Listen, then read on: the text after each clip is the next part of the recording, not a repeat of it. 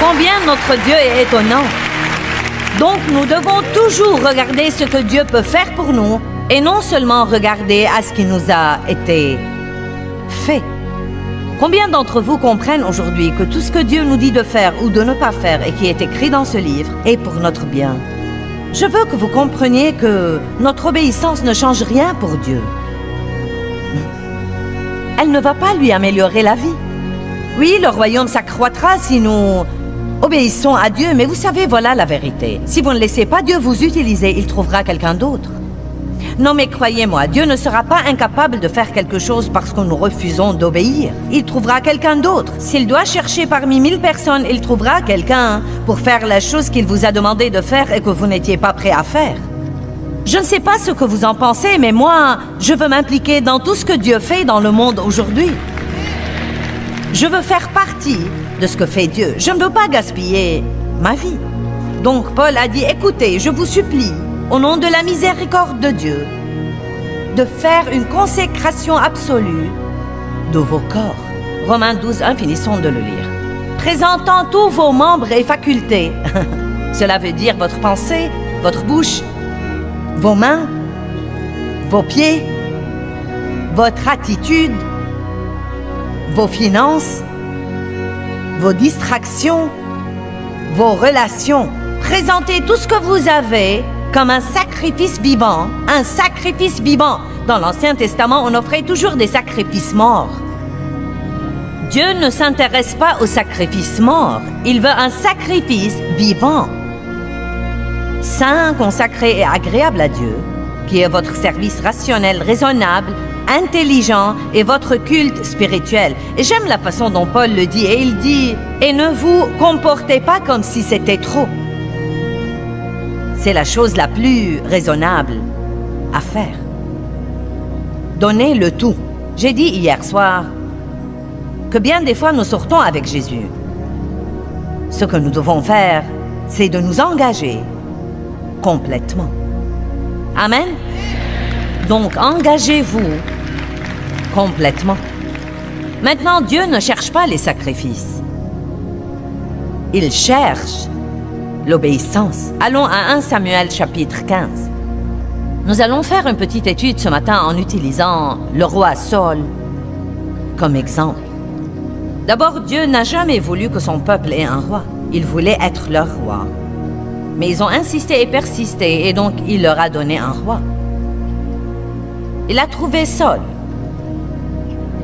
Il a envoyé Samuel le prophète pour l'oindre roi sur Israël. Et au début, Saul avait une très humble attitude. Il était peu de choses à ses propres yeux.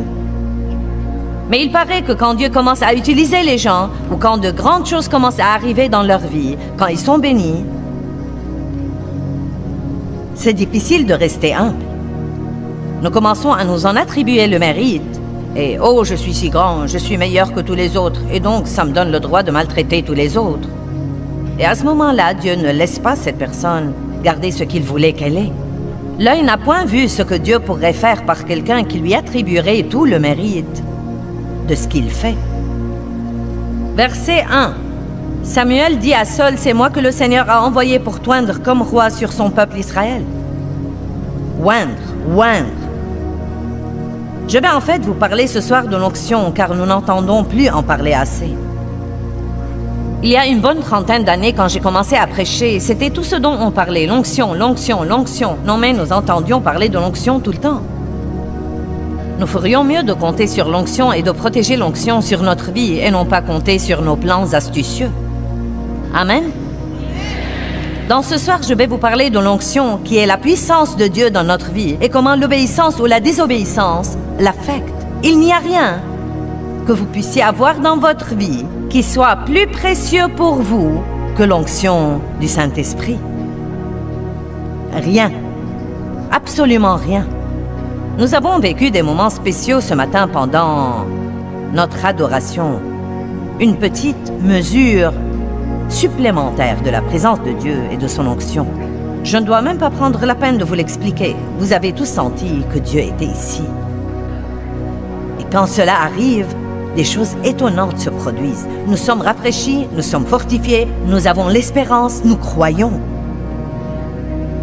Donc, il a oint Saul pour être roi. Il ne lui a pas juste dit d'aller être le roi. En fait, il l'a oint pour être roi sur son peuple Israël. Et quand Dieu vous oint pour faire quelque chose, cela veut dire qu'il vous qualifie et vous équipe pour le faire. Il a pris quelqu'un d'ordinaire et parce qu'il était oint maintenant, il est devenu roi.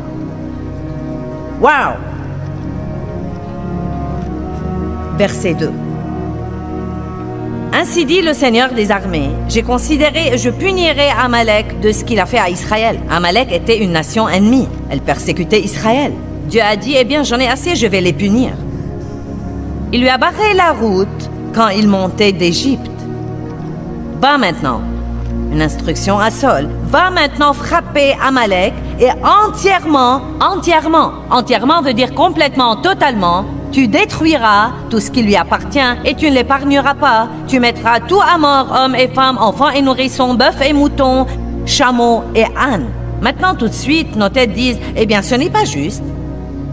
Ce n'est pas bien. Ça n'a aucun sens. Pourquoi Dieu ferait-il ça? Ce n'est pas à nous de mettre en doute ce que fait Dieu. Nous devons croire au-delà de la raison que tout ce que Dieu fait, finalement, est pour une bonne raison. Et écoutez-moi, il n'y a pas, zéro, et pas d'injustice en Dieu. Aucune, absolument pas d'injustice en Dieu.